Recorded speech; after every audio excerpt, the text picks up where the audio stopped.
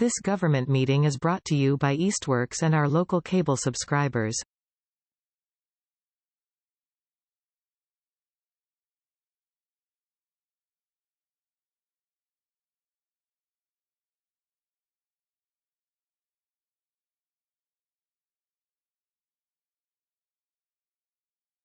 So good evening. This is the City Council Ordinance meeting for June 6, 2025. Tonight we are going to be June 9th. Oh, I'm sorry, what did I say? June 6th. You know why? Because I was just looking at something else. I'm sorry. It's June 9th, 2025.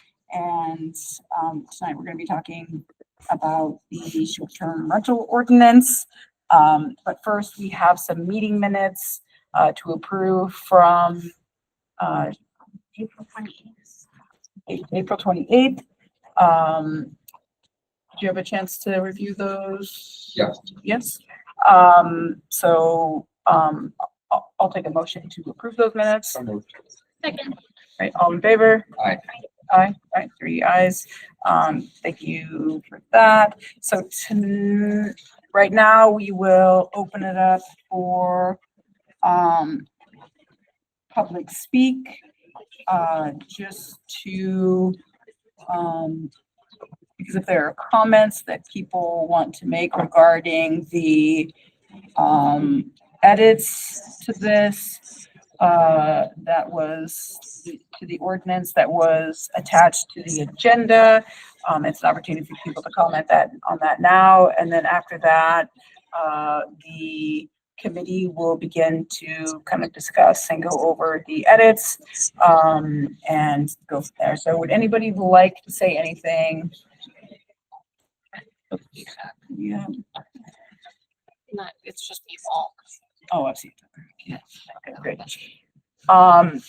So if you would like to speak, go ahead and raise your hand. But we will start. Does anyone in the room here want to speak? No. Okay, anyone online who wants to speak?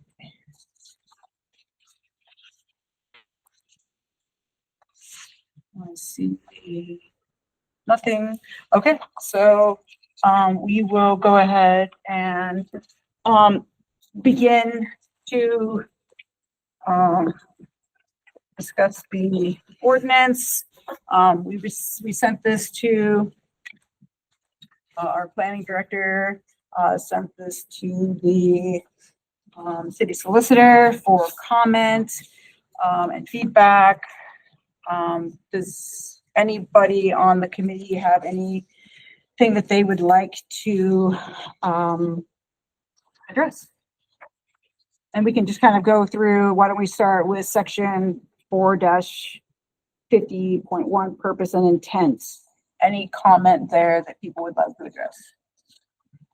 So, I heard you talking before about the solicitor making comments. I was not able to see those. Is there a way to is there a way to see those? Yeah, it's very weird. Yeah. I didn't see And I them didn't either. either. I don't really know what happened. Yeah. They were there, but none of us saw them. Yeah.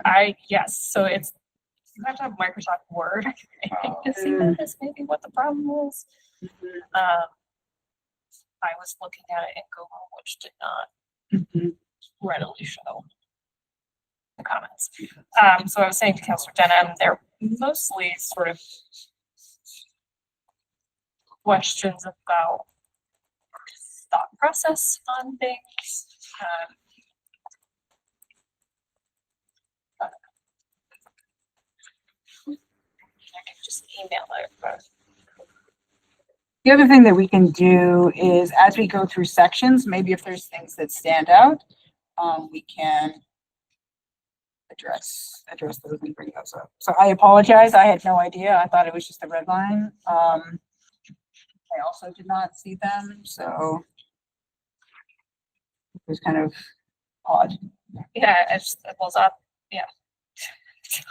So I didn't understand what happened. But I mean, nonetheless, the red lines are his suggested Mhm. content. which it doesn't deviate substantially from what was sent. He did a lot of sort of style edits, I would say, some clarifying legal terms. We added definition for dwelling unit, which just came directly from the zoning ordinance. One of the sort of substantive comments or questions rather that I posed in the email was whether the licensing authority was in fact the right authority to give registration to, and he with that and thought that if it was, if it had to go to the zoning board of appeals for a special permit, that it would be overly cumbersome. It did support having this be a general ordinance, as it's written right now.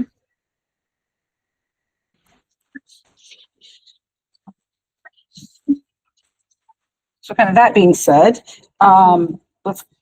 so just section 4-50.1, purpose and intent, anything there that expressed any concerns from you all? Pretty straightforward. Couple small edits there, but I think purpose and intent, we've worked on that a couple times to both build in some of the ideas from the public as well as our own kind of conversation around intent. Definitions, again, a dwelling unit was added, as well as licensing board was added, and then kind of the other kind of pieces as well. So person, and then year registration as well. So any comments there that people? Just a quick question. Yeah. Do we have a process if someone who's the local person lives like 10.5 miles from the city? I thought 10's a little close as Or well. like 12 miles from the city? Adjacent to the city. Like, I don't, I think it would be even reasonable for someone to live in Springfield and right. have a rental unit. So I just wanted to check in on that because that seems very in scope, and I just want to make sure there's a process for it if someone that, you know, has like, hey, I live exactly 11 miles from the city, which is 1 mile. He said. Stuff, it's like the kindergarten cutoff though, you know? Right. Yeah. It's gonna be 5 on September 2nd. And it's like, and I guess what is the rationale of 10 miles as opposed to 20 miles? Like, what, like, That was a Mark edit, right? Yeah, I don't believe this was ours. So Okay. I think this is something he added. So I think that we have the ability to adjust that. I think the more important piece is the local person, whoever is that local person is available 24 hours a day exactly. to address issues. I think the more challenging part is, let's say hypothetically, someone lives in California. Right. And they're responsible for the house and there's no way that they can get over there to address That's that. not a So, local person, right. right? Right? But meaning that they would have to have someone who's nearby who, So In ground transportation. yeah, well, deal with an emergency. right? So I think we have an example, right, where someone lives in someplace else, but they have family who lives here. who addresses California, it, and right? yeah. Right, so I think that's how I kind of interpreted Yep. that and why 10 miles, but I have a question. What if they have a property manager? This accounts for that, is my understanding was that it was intended to account for that. As long as the property manager lives within the 10 miles. Oh, so, okay. Or has a staff person that they employ that, would- yeah, I mean, I think I know why the 10 miles was put in there. Because I remember when I have sisters, 2 of my sisters who are in California at an Airbnb, and something was wrong with the lock. And they called the number and it took an hour and a half before the person arrived to help them out. yeah, So maybe that's there to protect tourists. yeah. Which seems like a reasonable amount of time for them to be able to respond to an emergency. Yeah, I mean, I'm I mean, You we could be in a bump different county within 10 minutes. You could, you know what I mean? Like, it's- bump it up to like 20. I feel like that's more than here to Springfield. Yep. Like we're like 17 miles or 20 would 19 be miles. safer. Hmm. And then, if there's a process, yeah, 20, I think 20 is reasonable. Mhm. Because that's, you could be there within 20 minutes. Any other item regarding definitions? I wanted to ask, because I think there's may I ask, am I allowed to speak? Sure. I'm sorry, No, it's okay. I apologize. I'm Can I not just Sam get your- Mariani Pearl, I live at 90 Maple Street. And there is a definition in, I think, the Massachusetts general law for a short-term rental that explicitly says that it says not a hotel, motel, lodging house, or a bed and breakfast establishment. I think it's Massachusetts general law, chapter 64, section 1. I think that's true. And I wonder if that could be your definition for your short-term rental. And we don't have to reinvent the wheel. Roxanne? Yes, It's not- Roxanne Mariani, Mariani -Prall.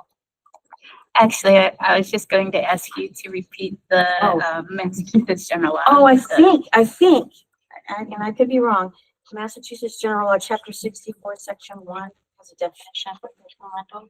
Okay, 64G, Okay. section 1, which I'm looking at right now.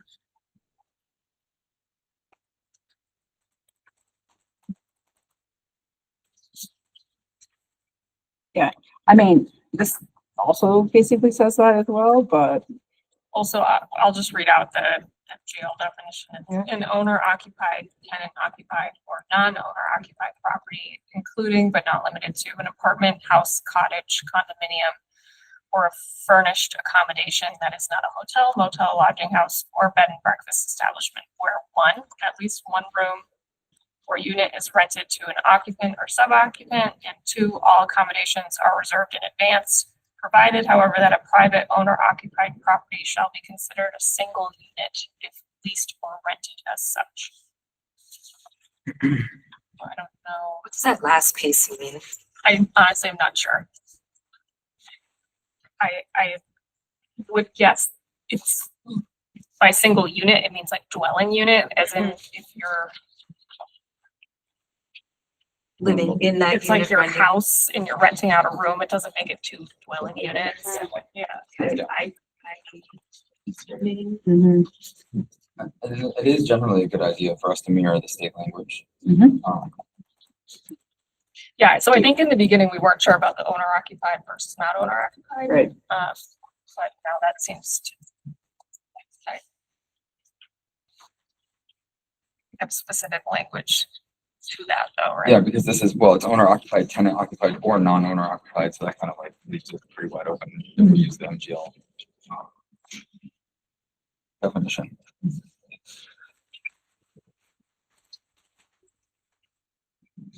So do we want to adopt the MGL definition? The consistency across makes sense. All right, so then we also have the piece regarding the rental of whole or portion of primary. We have the overnight accommodations for not more than 28 consecutive days. Do we want to make sure that that stays in the definition? That could do. Yeah, that is not. That seems state. fair. We can be more restrictive than the state. Right. So that, So maybe we'll start with the MGL and then we'll add the 28 consecutive days after that. Does that work? We all in agreement about that? Yeah. Okay, great. Year registration, are we okay with that? Beginning with date, registration for short-term rental is approved and continued for 365 days.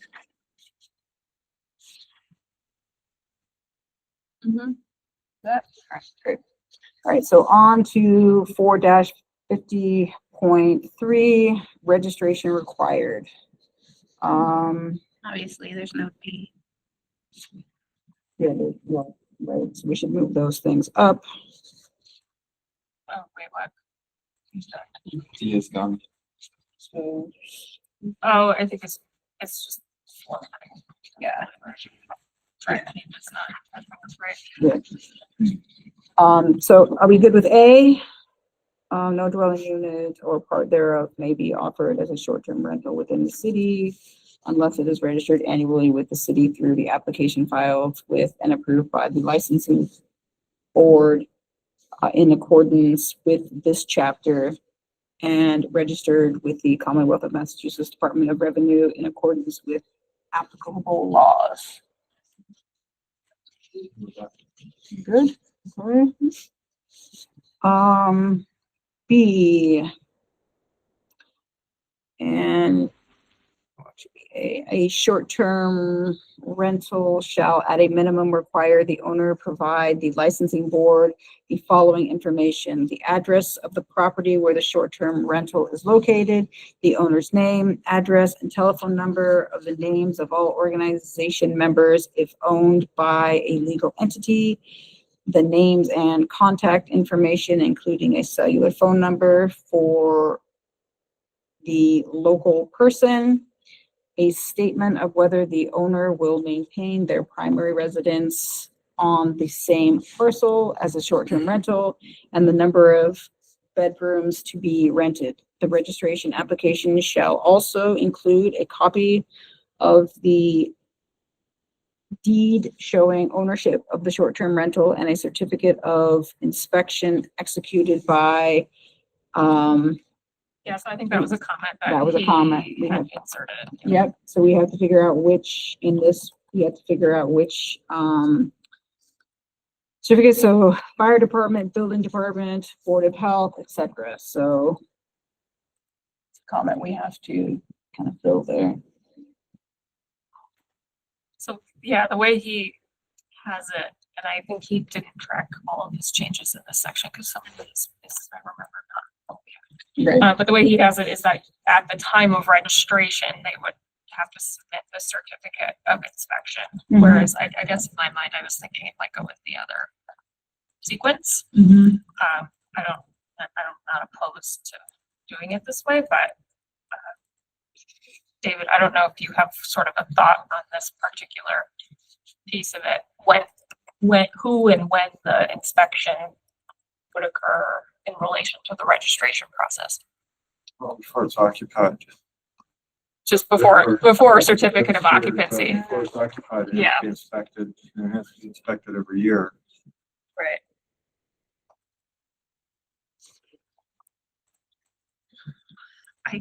So I guess my hang up is that if we're going to be charging for these inspections, you don't necessarily want to have people go through all of the inspections and pay for them and then maybe not have the registration go through. Does that make sense? I Sorry. mean, it might make sense for a place before it's licensed to, To take effect, right, until the inspection. yeah, I mean, because, you know, the licensing process would be somebody going to get a license and showing that they complied with everything, right? You get a license to operate something. See, there's a lot of confusion just based on absolute experience from permitting and things going through like a planning board, and then the planning board will issue a special permit, and in some people's minds, now they have a permit. So that's been a reason given to me when I say, you know, you don't have a permit to do this work, and they go, I got a permit from the planning board. So typically, before you give somebody a certificate of something that says they're now allowed to conduct business, it should show that everything is in place for them to do that.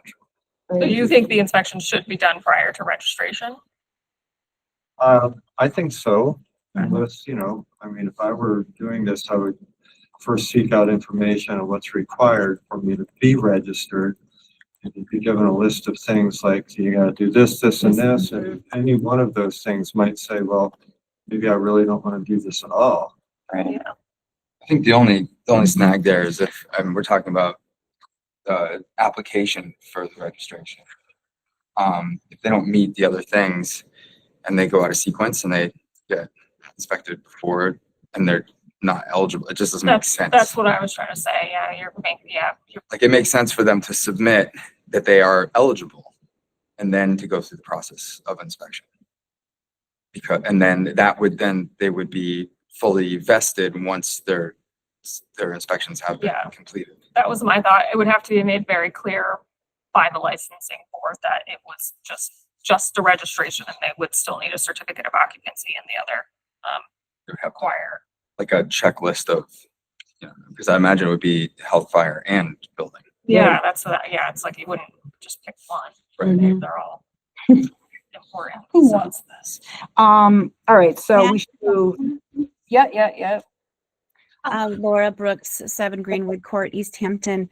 I guess I'm just curious because this sounds now like we've got three different offices performing inspections involved in this. Do we have some sort of a precedent from other towns that they're doing these inspections annually? Because not even not even a bed and breakfast or I don't even think hotels have an annual inspection, do they? It seems like we're being held to a very high level of accountability compared to other businesses who provide housing. Yeah, I believe all three of these would have to do an annual inspection, correct? Absolutely, Yep, Yeah, state codes, yeah. sanitary, building, fire. So this is in line with what any other housing provider business would go through. So this is what other towns are doing then. I guess, and what the state requires other towns to do for their businesses providing lodging, housing.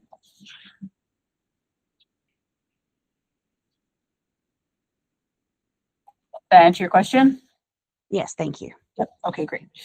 So we want to move, we want to flip B and C.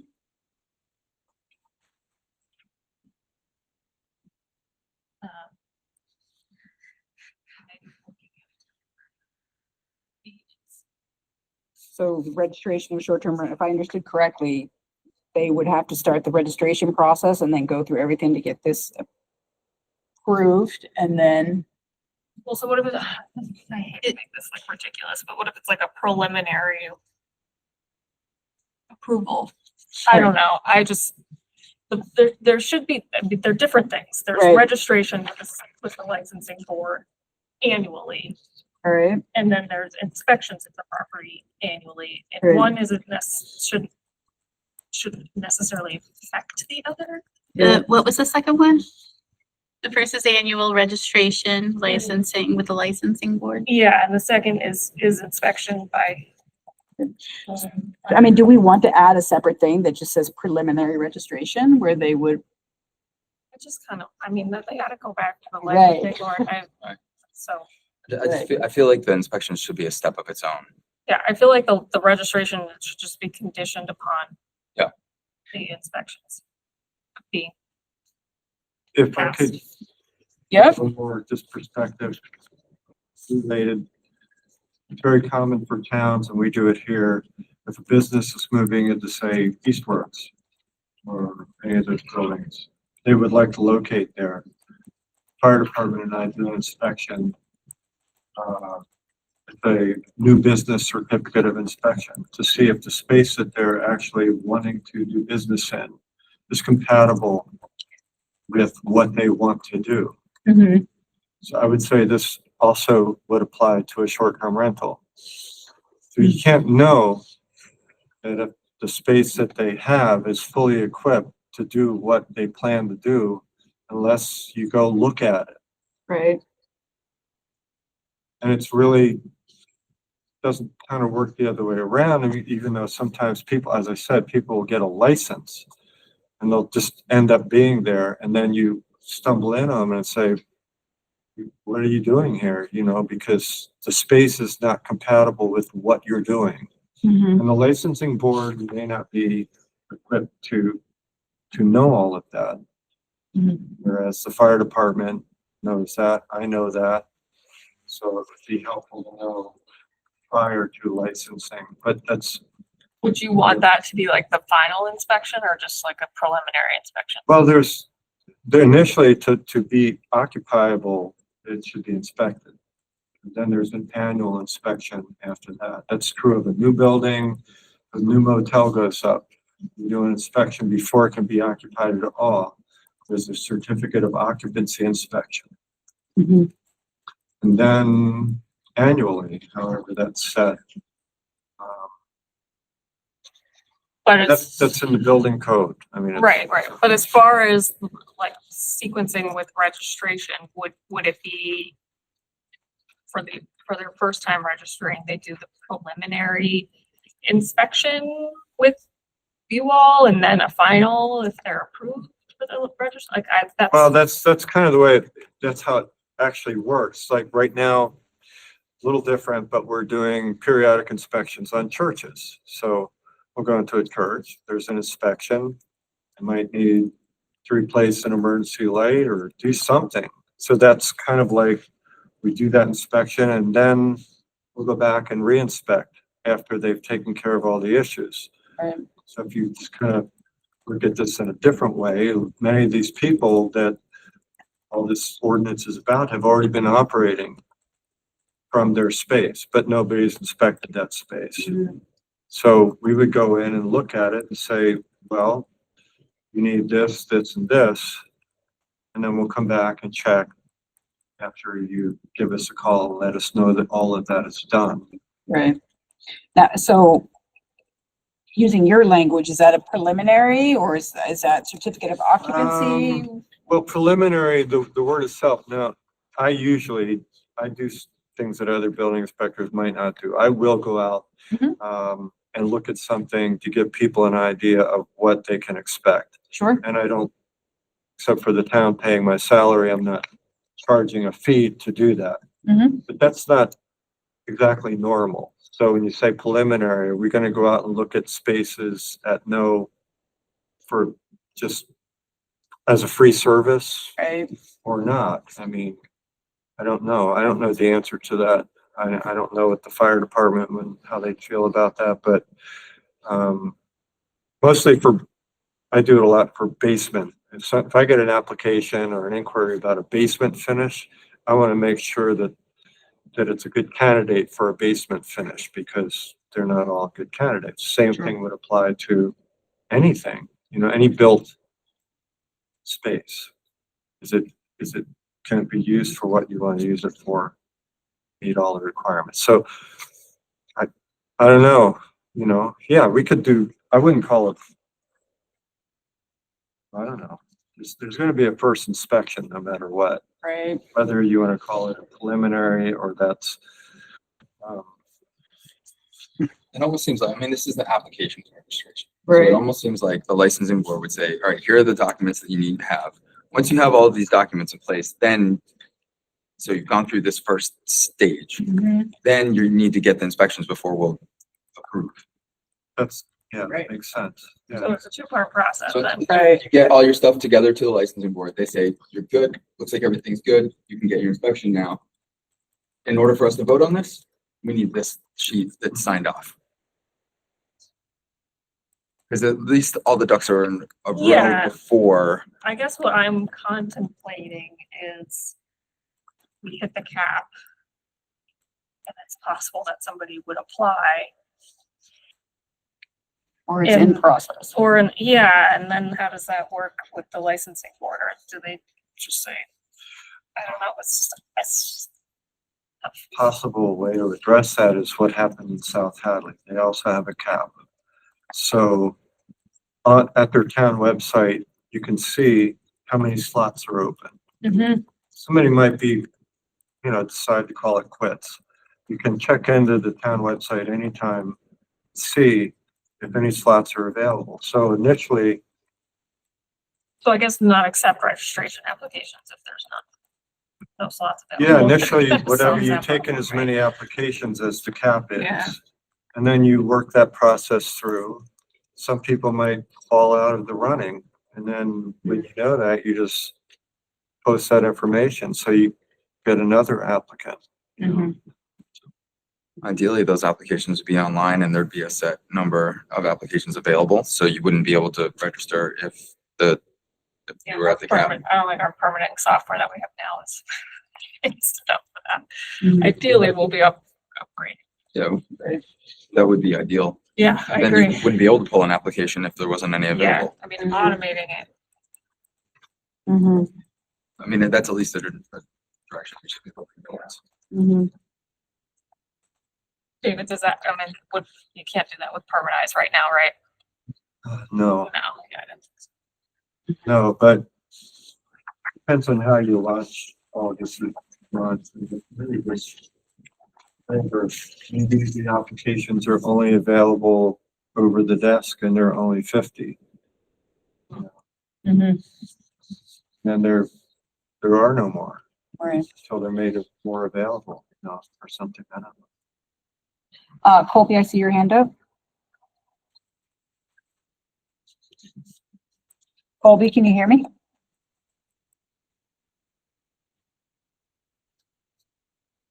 Colby, do you have a question? Okay, Jonathan, do you have a question? Yeah, can you hear me? Yes. Yep, John Santiago, 13 Oliver Street. Just since that came up about the cap, has it been clarified about, there are several hosts in town that have multiple units. Are they gonna occupy multiple digits of that 50? And is there gonna be some sort of, is there gonna be just a deluge of a race for all of us that are existing to apply, and it's kind of like a gladiator style? Well, I don't think it'll be gladiator style, but I don't think that we've gotten to how are we going to handle the people who already are currently kind of engaged and hosting. So I think that's a conversation that we'll have to get to in terms of folks who, do we want to be cognizant of the fact that people have already been operating and so provide some space to be able to kind of have that conversation. So I think that I don't think I have the answer to that right now. Okay. The cap is higher than the existing operators. Yeah, right. Right. I appreciate that. I was curious about, I haven't done the numbers myself, but just did you have a plan for that? How does that 50 conceive of multiple listings by the same host, which is a few people in town, I guess? Right. So I think that those would, I haven't looked at this in a bit, but fall under that. Well, each unit would be its own registration. Yeah. Because it would need its own inspection. It would yeah. Yep. That makes sense. Okay, thank you. Yeah. Colby, did you put your hand? She's not here anymore. Oh, Colby, so you had a question, Colby? Yeah, can you hear me now? Yes. Yeah, my name's Colby Quinn. I'm 27 Pleasant Green in Easthampton. Mhm. My first question was going to be similar to that. What would be the road forward for those of us that already have them with this registration process and everything? Since we already have bookings and things going on already. So I was definitely curious about that side of it. Yep. So I think at some point, I mean, you're not at some point, you're going to have to go through the same registration process and get inspected and get approved and, all of those kind of that process. So yeah, we would kind of have to, once this is in place, right, have to be required to kind of go through that same process. Okay. And my other thing that I wanted to say too is that I do have some long-term rentals in town, and being familiar with the health department, I know that the health department does a lot of these types of inspections before you rent a long-term rental, just like certify you in case something happens in the future that your apartment was up to what it was supposed to be.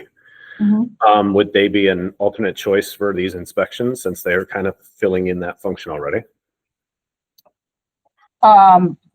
They would also have to conduct those inspections, so they wouldn't be a fill-in, like, you wouldn't be able to say you would be able to get a health inspection in place of a building inspection or a fire inspection. They would have to be all three. Okay, even though they're kind of looking at all the same things. I think they're looking at very, very different things. Okay, yeah, because I know that the health department always cites building codes and things when there's issues. So I can't speak to They what will they should cite do. building code because there's a lot of crossover in the, in health, I can cite health regulations that, I do the same thing. There are a lot of common concerns, about the maintenance of the building, for instance. So yeah, they will cite building code, and they often in towns, will consult with the building inspector on building code. So okay, But the certificate of inspections would have to come from all three of those, right? So even though that they can cite those things, they have to all do that. Lindsay Sakula. Thank you, Counselor. Lindsay Sakula. I am speaking as the mayor's executive assistant tonight and the licensing clerk. So hearing discussions about this being handed off to the licensing department for certification and permitting purposes, I would just like to be involved in any discussions moving forward on how our department would handle those and how I would present applications to the board for permitting. Now, for 7 years, I've struggled to keep up with the amount of licenses we have, legislative licenses, the difference between the two. So just thinking broader about how we would administratively handle this as a one-person office serving the board. Yep. Thank you for that. We've had this conversation. I think that, part of the rationale of having the licensing board be a part of this and issue the licenses was that, and our planning director can speak to kind of the zoning board aspect, but this allows for a public process for people to be able to provide neighbors, things like that, who are being impacted by the short-term rentals, to be able to have more of a input into the process and kind of their experience, et cetera. And so we think that those are important things that we should be made aware of in terms of issuing the annual licenses, and recognizing also that this does add to the work of the licensing board itself. But we were certainly trying to think of what's the fairest process, but certainly are cognizant of the licensing board requirements and what is the timing of these, so that it would not necessarily, the renewals would not necessarily all fall on the same time as other licensing renewals, et cetera. But unless you want to add comment regarding the zoning board of appeals. Yeah, so I think initially this was written so that the application for registration would go through either the building department or clerk's office. But yeah, I don't know how you reconcile that with the licensing board's existing processes. And just to be, I think it's a great idea to have it go through the licensing board. Let me try and reword this. I think the licensing board would be an appropriate avenue, just to be mindful of, keeping me looped into discussions moving forward on how I would administratively handle it. We do have processes in place right now for our liquor licenses and car dealership licenses where I need to hear from building and fire on if they've met legal requirements on their end to approve licenses. So I think there's a good structure moving forward to have that same setup, and potentially adding them to our software program for permitting. So there's avenues here, and I'm happy to be a part of those discussions, is what I'm saying. Yeah. No, I heard that. As for the public, wanted to kind of give our rationale of why we were going through the licensing board. So I appreciate your question. So coming back to order of registration. So is that how we want to proceed in terms of, providing, with the licensing board kind of offering up that information and these are the requirements, et cetera. So I just And it sounds like there's already a something in place for other permits. Well, that makes sense. so what I then wonder is if it should be written in stone in here, or if it's something that the licensing board should just adopt as policy, as like part of their procedure, which is how we have it for like the fees. It's up to them to decide that. We're not gonna put that into the actual legislation. So I don't know. That's a better avenue.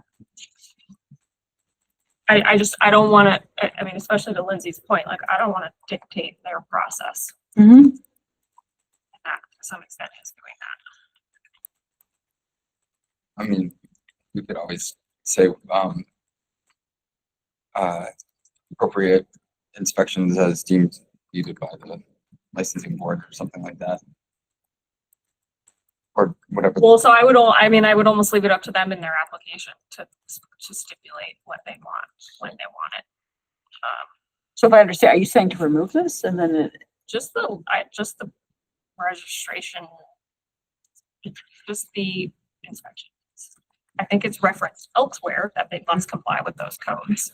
Right. I'm just saying as part of the registration requirements, I think maybe just leaving that up to the licensing board to do the most efficient and logical, practical thing makes more sense than us telling them if you can't approve this, or you can't accept an application without an inspection, or you can accept an application and then ask for the inspection. Like, let them sort out what makes more sense. yeah. So I just want to be clear. So we're saying for B, we're going to remove B. Not the whole Not the thing. whole No, thing. no, not the whole thing. Just the final inspection. part. Okay. Just I got the, you. where there's the, what inspecting authorities question mark. Just from, and so like maybe the deed showing ownership of a short-term rental period. Yep, that's what I was thinking. Okay.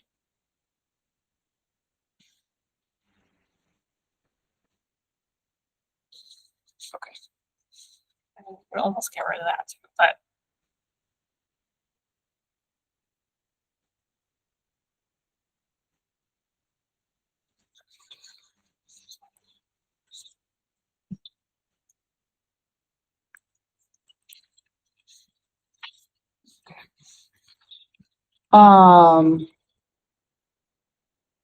C, registration for short-term rental. Well, actually going back to B, does that sound good to everybody? Yep. C, registration of a short-term rental shall not be transferable. Well, this should all move up now. So D, which is currently E, the licensing board shall have the authority to set reasonable fees, promulgate rules, and adopt forms and procedures relative to the registration and enforcement of this ordinance. Okay. 4-50.4 standards and limitations. I'm sure this is correctly like them, if everyone's hearing it, he doesn't have this.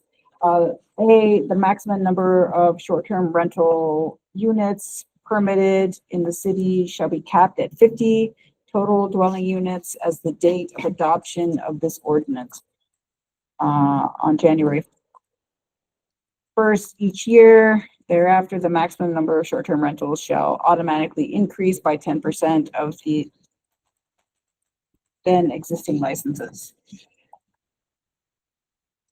Are we okay with cap and the addition of 10%? Good with that? Any questions from anybody? I have a question.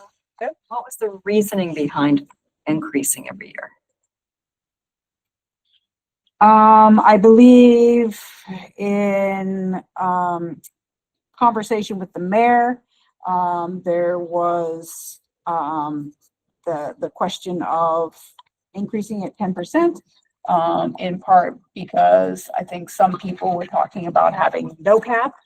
And I don't think that there were people who were willing to offer that, given kind of the concerns around long-term housing. And so I think that was a question of, is there a way for us to be able to explore increasing this without opening it up permanently, or as a, like, once it's open, you know, you can't like suddenly go backwards, right? And so is there a way for us to be able to explore that?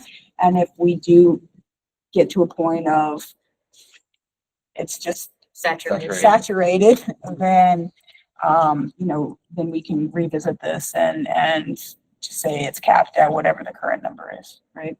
It just seemed to me generous already to have 50 in a city of this size, just in terms of, you know, trying, we know that the whole state's in this housing crisis. We know already in Boston, they just pulled back on a lot of their short-term rentals because, I mean, it's all over the world, obviously. Sure. You know, Airbnb is something that happened, what, 30 years ago? Is it 20 years ago? It's not, you know, it's not that long ago that this happened, and various residential communities are seeing its effect. And for the most part, it seems like if we want to stay ahead of the curve, we might want to have a cap and not play at this until it gets saturated, and until we start seeing, oh my God, nobody can afford to live here. They want their kids to go to these schools, so now they're using school choice instead. But, you know, I don't know. It seems like maybe we're going to be behind the times if we don't just have a cap. And because it works both ways. I mean, you can always revisit that cap too if you get to a point where you feel like, oh my gosh, so many people have their graduates at Williston and they want to stay in the city for that weekend. There's not enough places to stay. But, you know, in general, I don't think our hotels and motels around here are full all the time. Sure. So, Yep. No, I hear that. I'm actually fine with 50 personally. well, I know it was the mayor who made that suggestion, but I'm just sort of pushing back. Sure, back yeah, against yeah. her Suggestion. I don't think there should be a cap at all, honestly. I think Really? the market is gonna dictate. I completely agree. I So, would say that right now, there are No. Airbnbs that don't get booked.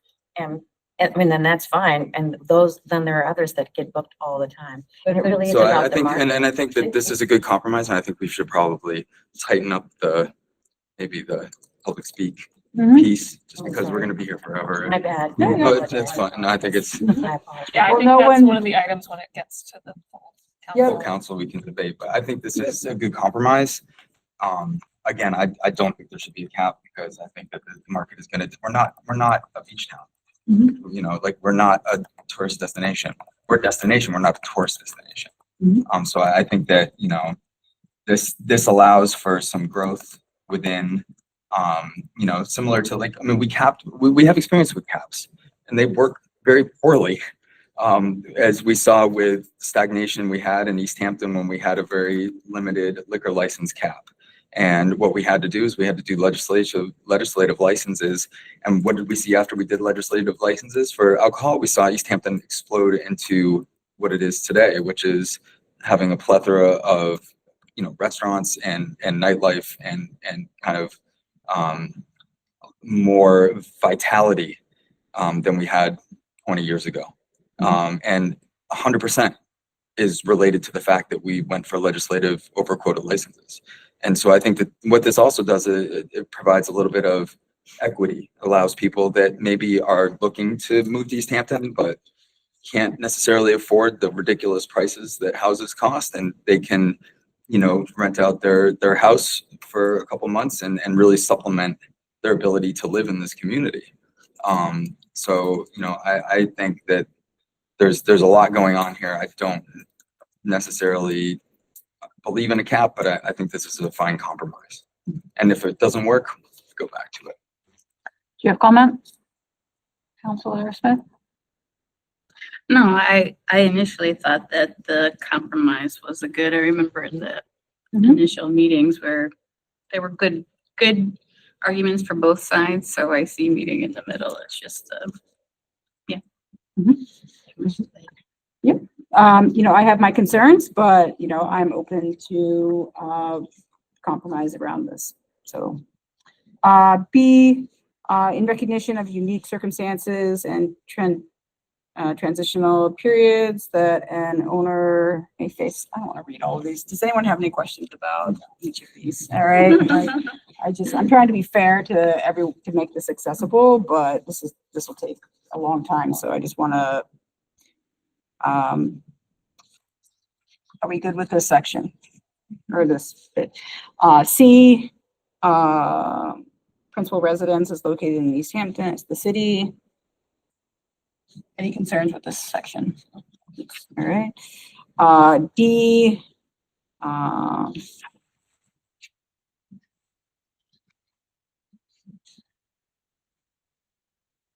Can I just ask a question? This document, is there a digital form of this?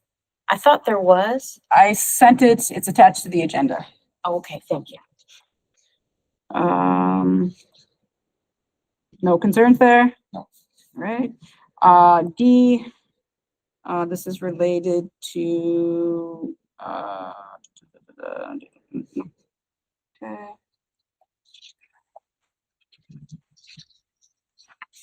E, where do I E?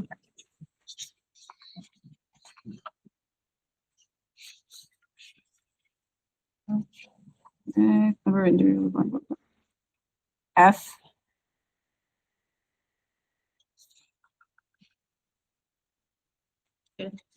So Mark Tanner had a comment about what does lawful mean under building code or sanitary code. So David, I don't know if you could weigh in on that. Well, so that's a really good question because, and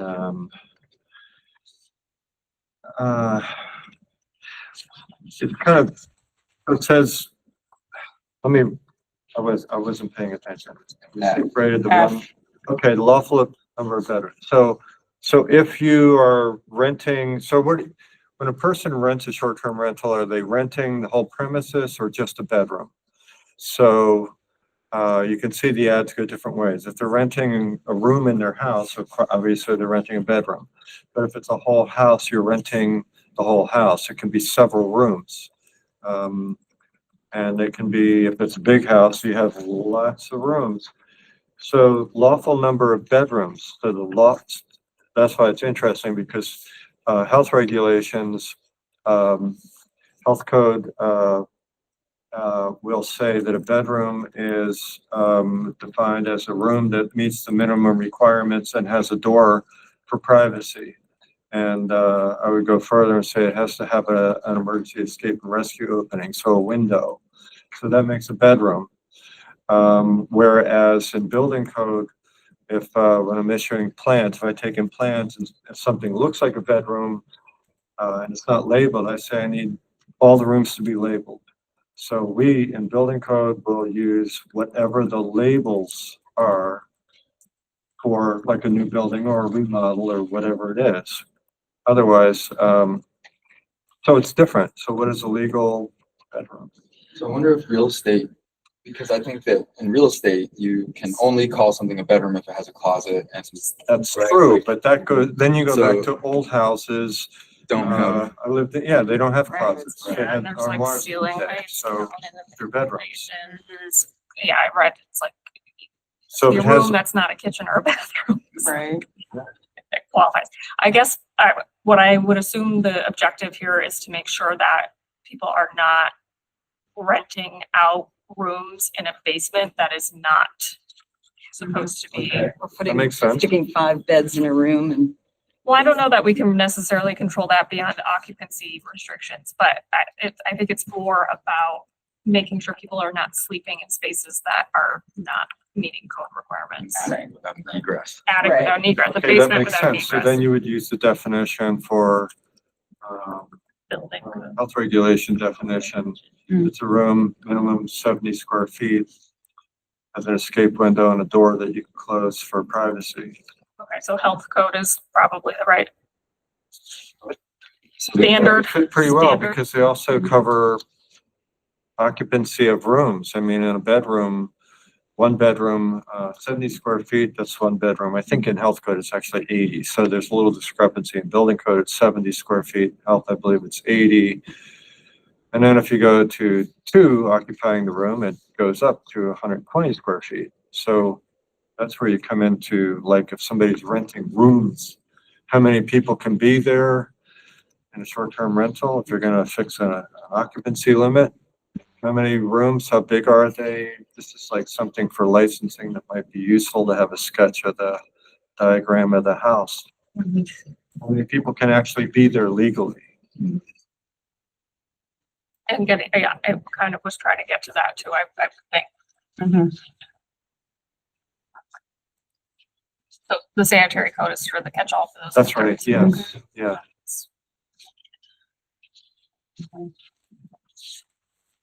G, An email on this one today. The last sentence. You want me to hold it up? I haven't seen the email yet. 200. 200 days. So I know that there were some people who were asking for more than 200 days. Yeah, So, is it Mindy. new? mhm, Mindy Cotterman. yep. And basically she said, I'm opposed to the last sentence stating that a dwelling where an owner does not live on the same parcel will be limited to renting 200 days per year. That is just barely over half a calendar year. This is not good for the building. It's not good for potential renters, guests who want to visit family and friends in the area. It's not good for the local Easthampton economy. Guests spend money in Easthampton all year round. We're not a vacation resort area with high density season. City oversight seems egregious and unnecessary. There are many areas of the city not at all densely populated. In the ordinance, you are outlining many ways that hosts can be penalized for the bad behavior, like to be innocent until proven guilty and get the same treatment as a host that lives on the same parcel as their STR. The 200-day limit feels discriminating. I'm an attentive host. I do not understand the need for 200-day limit and recommend that it be changed to a much higher number or done away with altogether to accommodate the needs of our STR community and guests. That's Mindy Cotterman. Just, I have something that might bear on it, might be useful. I'll Yep. keep it short. 2 court cases. So there's case law supporting the notion that a whole house rental, whole house rentals, not owner occupied, over more than half a year is now a different occupancy use. It becomes an R1 instead of an R3. Whereas if the short-term rental use is subordinate to the principal use, in this way, if it's less than half a year, even by a day, it's subordinate to the principal use as a single-family home. It remains an R3, which makes a big difference in the building code and how the house or the property might have to be equipped to meet the building code. So that's all. If it's under half a year, it's still an R3 classification with an accessory use as a short-term rental. If it goes over that, now it's principal use as a short-term rental. Makes a difference. I'm just saying it could save, that's all. So I keep it short. I got it.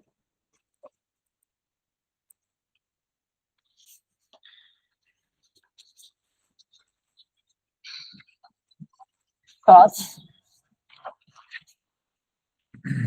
I'd like to see 2 case laws, court cases. Yeah, there were 2. One was on, I'm thinking Martha's Vineyard, but it wasn't. Where's that? Nantucket. Out that way, yeah. Massachusetts, and the other one was up here in the hills. So the 2 were kind of far apart, went through many appeals. When it came down to it, that was the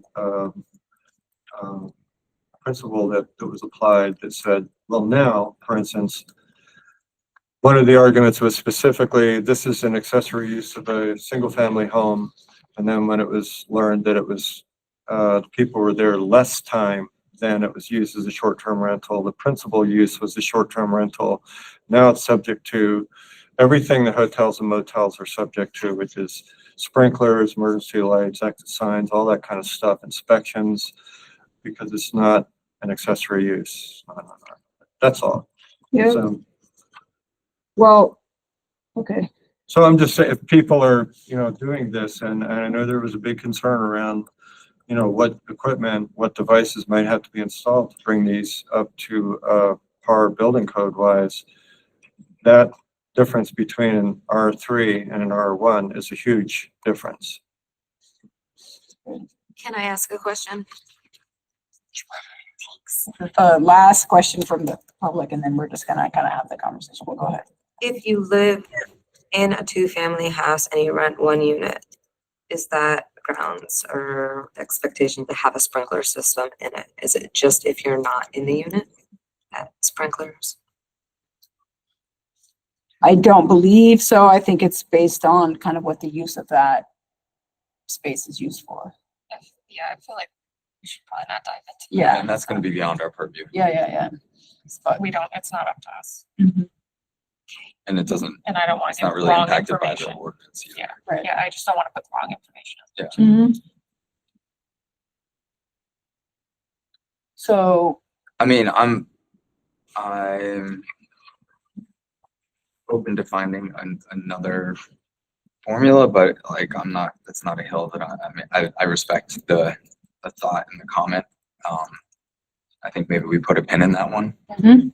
And I would like to maybe hear a little bit more about that particular, and if there's any other properties that are kind of in the same boat, be interested to hear. yeah, I'd like to reach out to you, and actually kind of go over again, kind of the distinction between R1 and R3, just to kind of better understand that. Because based on what you just said, I thought that was already something that had to happen, and there were substitutes that were available, but that was a conversation a while ago, so I need to come back and revisit that. So we'll come back to that. H.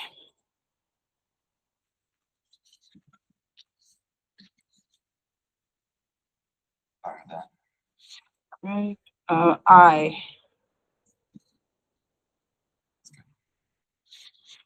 Good. J.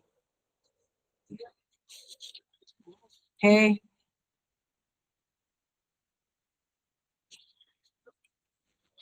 4-50.5. Short-term rental and operations. So Mark Tanner had commented that he thought we should consider replacing a conspicuous place in A with immediately inside the main entry door to avoid ambiguity. Okay. Yeah. Thanks. Yep.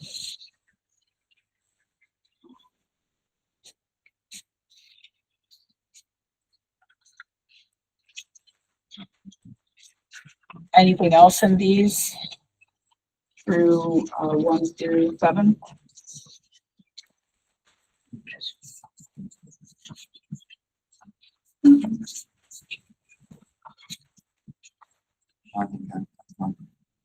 Good.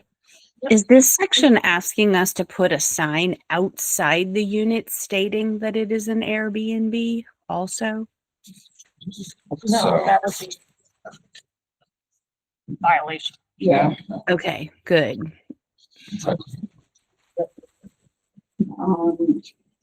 B. There's a lot of addition here, so. Yeah. I'm sorry, could we just jump up back into Yeah. A? So Mark had a comment on subsection 3, and it is about the 24-hour contact number for the owner. He said he understood why the city would want that information, but felt that it didn't make sense if we're going to be requiring the local person. Yeah, I agree. So that would be something in the registration, not posted in the Mhm. unit. So Yeah. are we good with just cutting that part out? Mhm. Just the owner. Yep. Yeah. Okay. All right. B. I just lost my places. I just went back and forth at 450 dot. 450, I'm sorry. Dot 5. Dot 5. Thank you. B. Okay.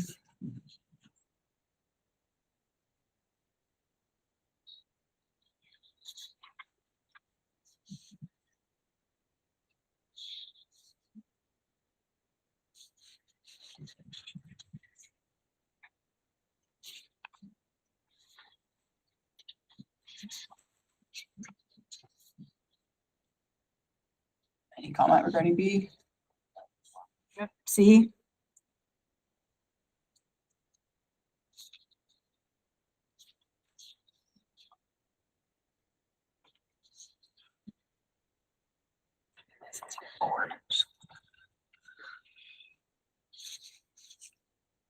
I think that's good. D?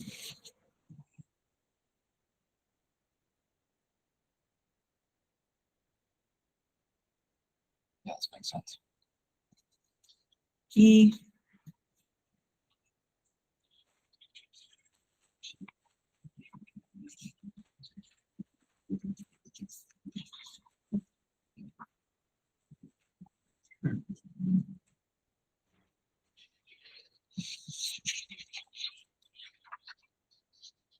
Question?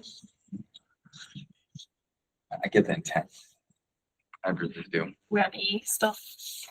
Uh, So yeah, Mark had commented just. So this would preclude a family from renting a house and having a celebration with amplified music for tent. right, and like a That's Bluetooth obviously speaker exactly- is amplified music. Well, I guess. So like when I read this, I was like, oh yeah, I get it. Like they don't want to have like a giant raging party.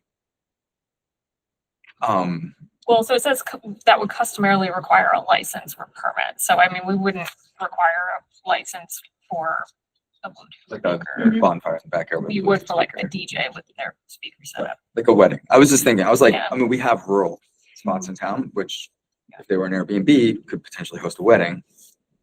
And, you know, that would be not allowed. So, just a step in, Airbnb doesn't allow parties of any kind, and it's against their policy, so that's just one site, but that could be very similar language. I think a part of this also.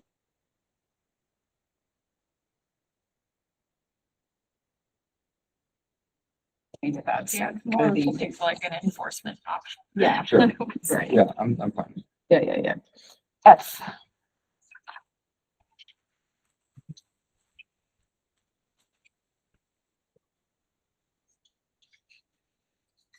That's fine. You good with F? G? It goes Yeah. back to that Yeah, yeah. question about outside. 4-50.6 compliance.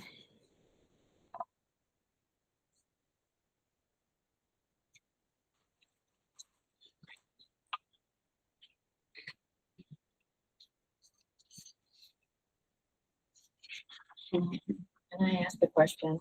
I know that we're not, but the giving up all the booking information of people who haven't been to the property yet, doesn't that seem, it seems kind of like, data mining for things that aren't really, there's sort of, I'm worried about privacy. Okay, thank you.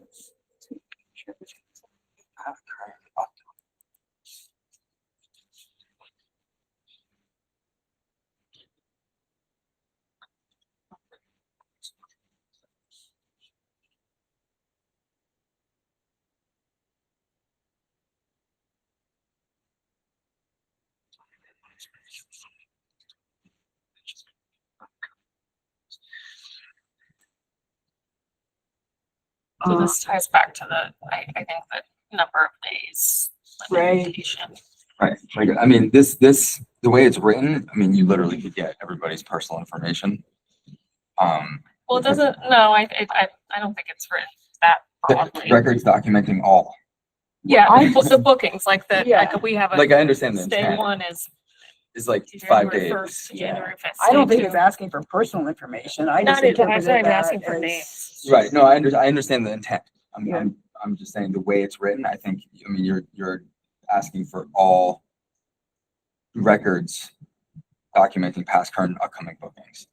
I mean, so we could just be a little bit more specific with our language. Number of Yeah, like the- people. or just, yeah, the number of And days, dates. number of people Mhm. and the dates. Their social security.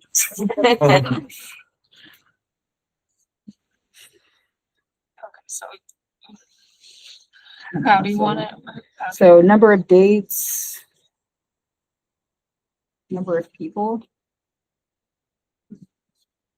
So current and upcoming bookings, including the dates of such the platform, the dates of stays. Yeah. And the number of people for each day. Oh, yeah, I guess if they're, That way you can just like ensure compliance. And then total number of days. a number of guests per booking. Yeah. Is that right?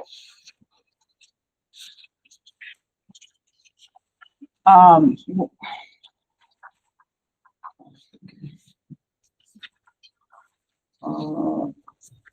Are we good with that then? So B was stricken, so I can monitor and apply to party services.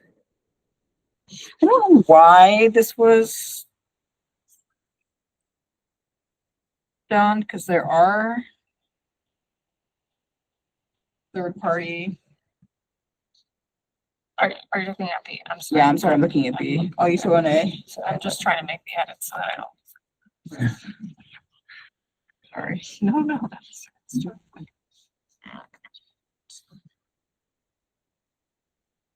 I'm not sure if he had comment to that. when He you- just said, why does this need to be expressly stated? And this was something the mayor had asked for to be included. Okay. I think from his standpoint, it's like, it's just allowed. Like legally, we have the right. This is just putting people on notice, I guess. Uh-huh. So I'm fine keeping it if other people are fine keeping it, just so people are aware of that, but B? yeah. You know, it doesn't, yeah. C,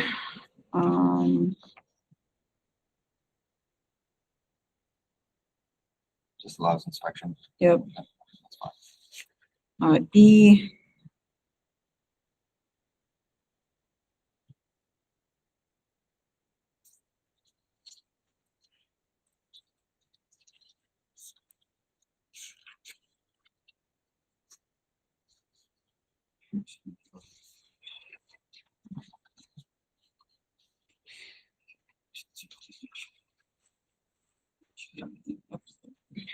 E.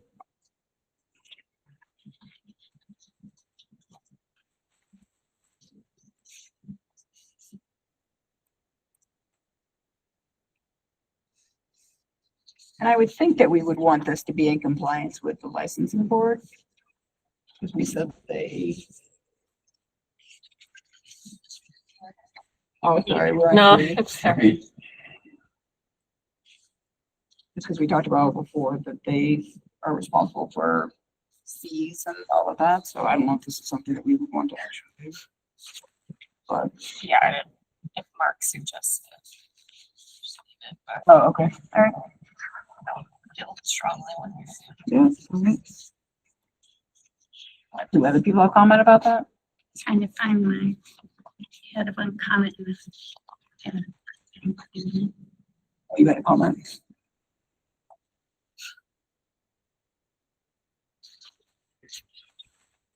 Trying to find.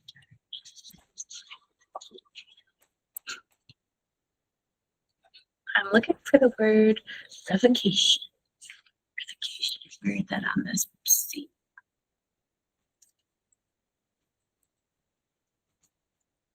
Maybe it was on the past one.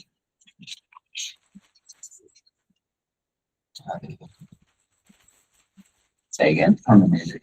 That's a new one. I can't find where I just seen it, but it said Terminator and it said revocate, and I'm like, that's ended. But no, I can't find it. I just put a note. Yeah. Search for that. Oh, it's in D. Oh, it's an E. or, well, yeah, it's violations of this ordinance may be subject to termination or suspension or revocation. Yeah. Yes, that's what it is. Okay, I think that was. Typo. Do you want suspension or revocation, or do you want termination or suspension? I think termination is clearer than revocation for people. So I would personally say termination for that reason. So termination or suspension and then remove or revocation. I would say suspension or termination, Yep. not the other way around. You made a comment that this is the new D. but- My formatting is just getting really funky as I'm making these edits, so that's what that's all it Okay, is. okay. I just want to make sure we're keeping D. What was D?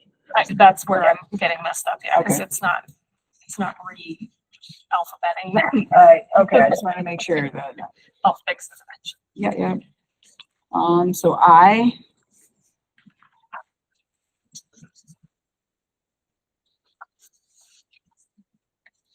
Did Mark say anything about, the fine schedule in relation to the appeal process? Because it's each day that a violation exists constitutes a separate offense. So that would mean if it persisted for 7 days, then, and it was your first offense, it would be $700. But if you were appealing, Yeah, that puts like a stay on it typically. that's what I was thinking, but it didn't say it. I don't know if we need to. I think it's probably, Is it implied that if you're appealing that there's a stay on the fine, or? well, it's based on state law. Chapter 41. 41D. Yeah, exactly. So it would be subject to that particular. But there is sort of like latitude, like David would say, you usually give people 30 days before you start, like. Fining. Yeah, I generally give people the opportunity to appeal to the ZBA, I mean, for Yeah. zoning issues and things. So you do a 30-day, and then if you hear nothing and the appeal period is exhausted, I mean, it expires, then you send a ticket. And I just wondered, I'm correct, or I just very quickly, this looks very much like non-criminal disposition That's it. kind of stuff, but maybe it should point that out specifically, because that means when you call that a civil fine, more clarity, if the intent is non-criminal disposition of a ticket, then that just stays in town. And then can go to court. If somebody wants to appeal it. So I use the 30-day appeal locally. If they don't do that, I would send a ticket. And it's non-criminal if they just pay the fine, or otherwise take care of it. The fine, they can actually take it to court though, if they feel they've been issued the ticket wrongly.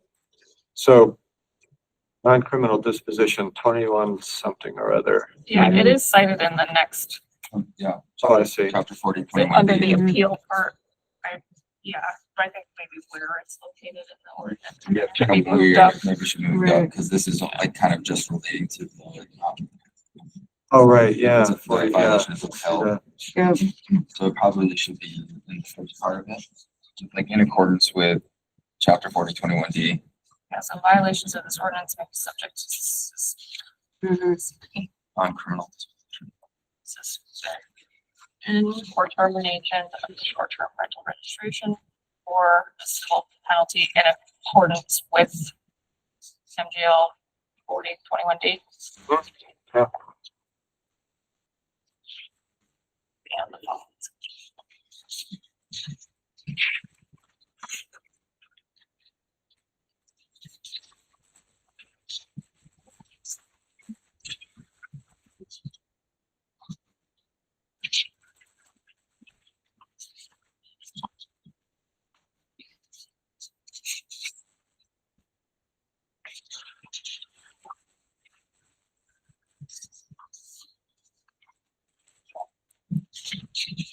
Okay, yeah, so the first appeal goes to the licensing board. Does that sound right? If that's how they do it, yeah, that's, Rather than I going to use the the ZBA. zoning board of Yeah. appeals, so we go to the licensing board. Yeah. And then if whatever you set up, whatever they set up, is it a 30-day This is appeal 21 period? days. It's 21 days. 21 days too, Yeah. right? It says then in accordance with MGL Chapter 40, Section 21D, violations may be appealed within 21 days of the licensing. board's Actually, the decision. 21D, see, that's the 21-day appeal period. So somebody that receives a ticket under this non-criminal disposition would, when I do them, a copy goes to the court, a copy goes to the clerk here, we keep a copy. They have 21 days to request a hearing in the court, and they have to do that in writing to the court. Mhm. So that's the appeal. I don't know that this is saying it would go back to the licensing board or where. You have to, I have all of that. I mean, I'm happy to share that with you. I have the ordinance pulled up, so I guess what I'm trying to understand is if you are now saying it shouldn't be referenced in the first offense, second offense. Well, it's like two steps. So if there's a violation, if you want it to work that way, there's a violation, it can go to the licensing board. They can appeal that or whatever. Yeah, that's how it's written now. There's a definite time period that the licensing board sets for somebody to file an appeal with the licensing board, then that should be stated. If an appellant doesn't file with the licensing board in time, I see. So setting a window for them to make that first appeal. that's right, without having to go to court or paying a fine, right? Because they initially not pay the fine because they're appealing it.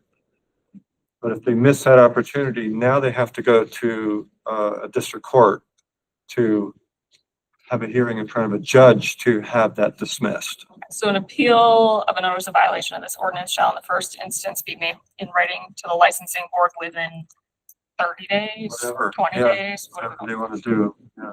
I think 30 days. within 30 days. The licensing board shall thereafter hold a hearing at its next regularly scheduled meeting pursuant to the rules of the licensing board, where the owner and city shall be afforded the reasonable opportunity to prevent such evidence, et cetera, et cetera. Licensing board shall issue its written decision within 10 days of the conclusion of the hearing. If they uphold the violation, then the person has 21 days to make their 21D appeal to the court. They have 21 days in which to make a, written appeal to, for a After hearing, going through asking for a hearing in front of a judge or a magistrate in the court. So. Yeah, that's after going through the licensing board. Okay.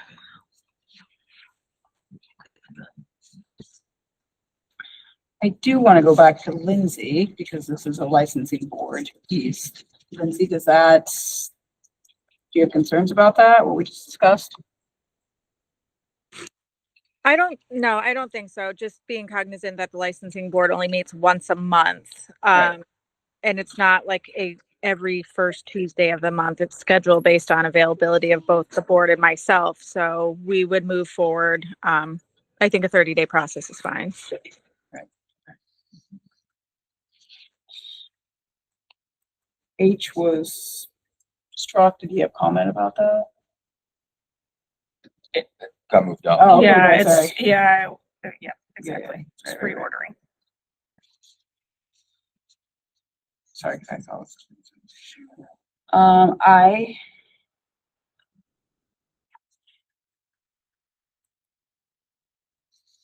Standard disclaimer.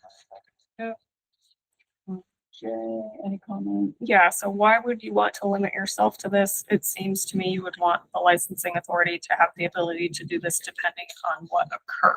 Mm-hmm. The severity, I suppose, of the violation.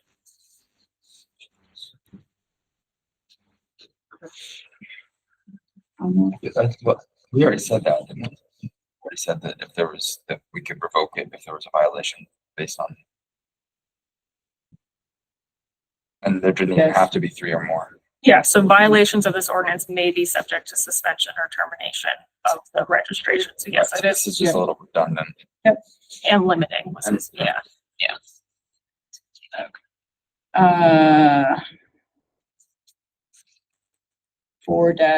4-50.7. Ability, that's Effective date, Yeah, Very optimistic. I think it should say May 1st, 2023. Yeah.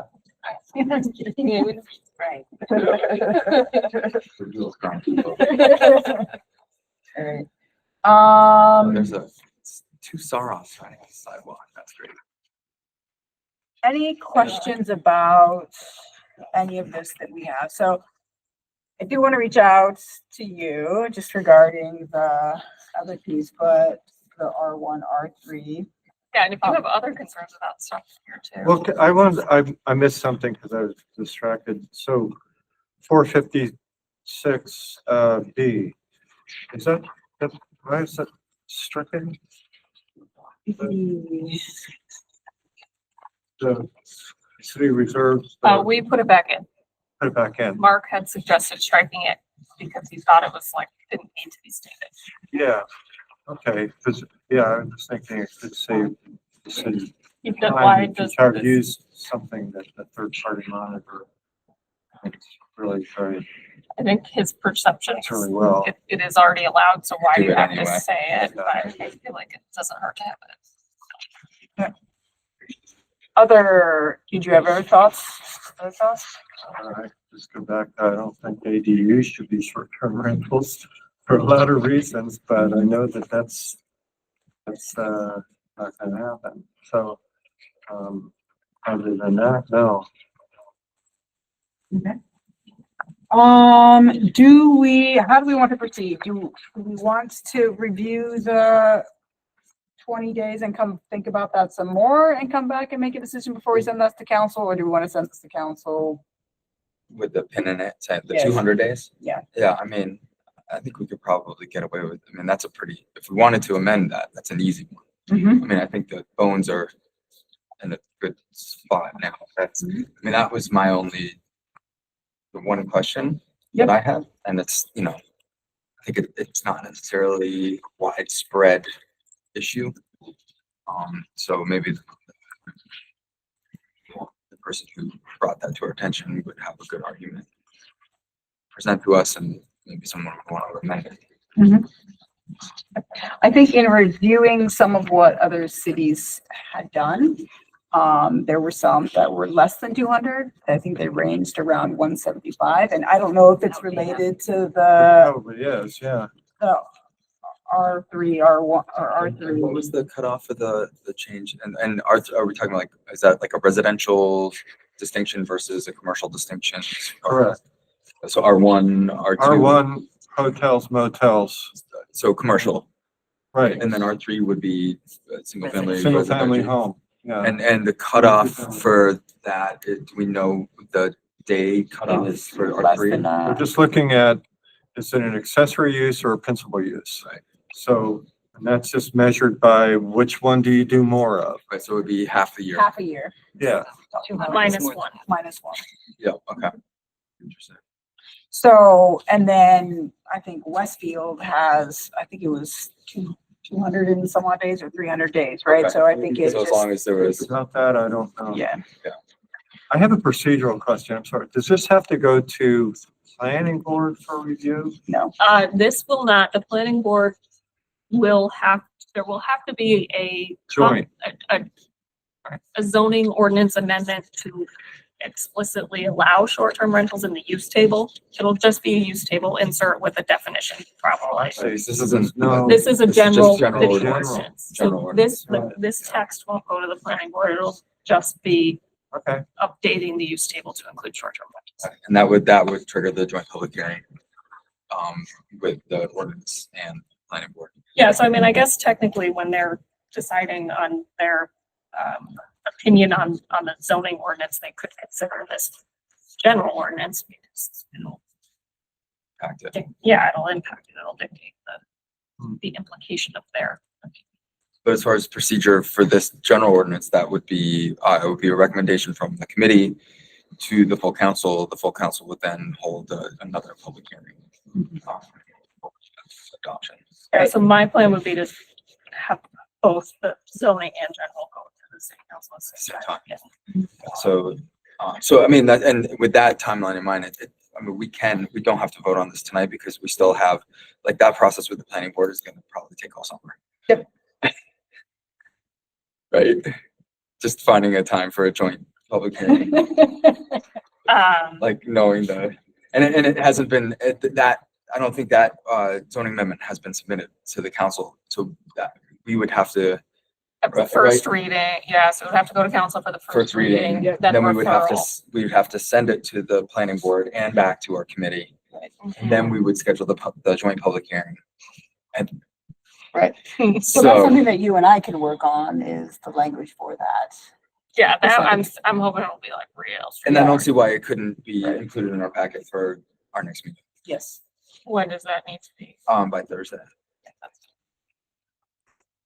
Or if not, if you can't get it by Thursday, just let me know. No, I could can pull definitely do strings. it by Thursday. I just need to put a reminder. Yeah. Because I want to check in, we have to discuss this now. I'll check in with you this week, and then maybe at the same time we can discuss that.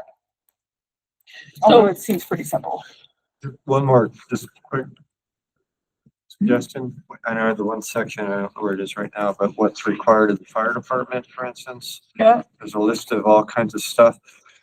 Generally, it's not a great idea to put in specifics around code. They asked for Because- it. I agree, but they Yeah, had asked code for might it. change Yeah. at some point. Then you gotta go back in and change Change the ordinance. this. Yeah. So you just say as required, you didn't put any specifics for the building code, for Right. instance. Yeah. And that's good because that can change Right. next code cycle. And then it saves work in the future. So that's something then that could be taken out of this and just said what is required by, or By the licensing board. Yeah, by the yeah, licensing maybe I mean, board. if we, I think the reason they wanted probably to have it explicitly stated was they probably wanted the people that were doing it to have multiple points, seeing exactly what is required, not having a 5-pound extinguisher on every floor and having first aid kit and et cetera, et cetera. I think they just wanted that to be front and center. Sure. But if it's part of the registration or, documents, Licensing board. the yeah. licensing requirement, I feel like they might be okay with that. And then that way we can be a little bit more general with this. Right. So let me reach out to Chief Norris as well, regarding that, and then, ask, and if he's okay with removing those and then having it be a part of the licensing process. Does that work? Does work. Work for you?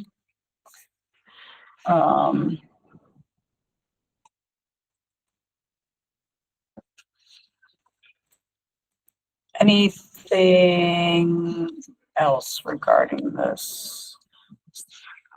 We want to make a motion to, I mean, we don't have to make the motion yet, I Yep, don't think. okay.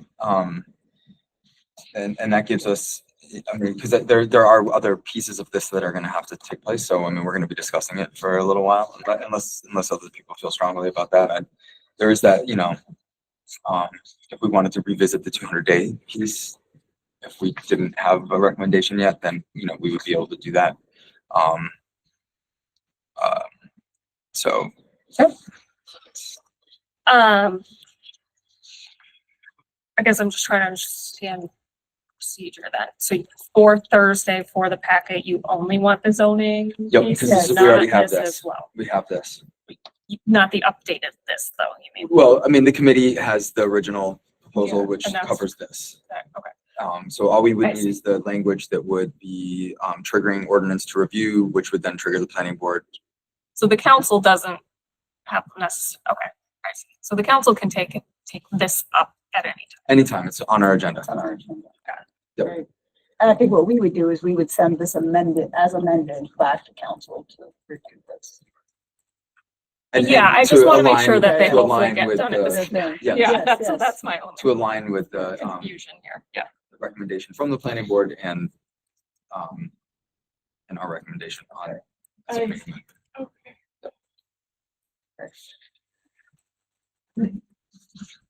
Anything else regarding this, the comment? All right, this is the only thing on our agenda, so I will take a motion to adjourn. So move. Second. All in favor? Aye. Aye. This government meeting is brought to you by Eastworks and our local cable subscribers.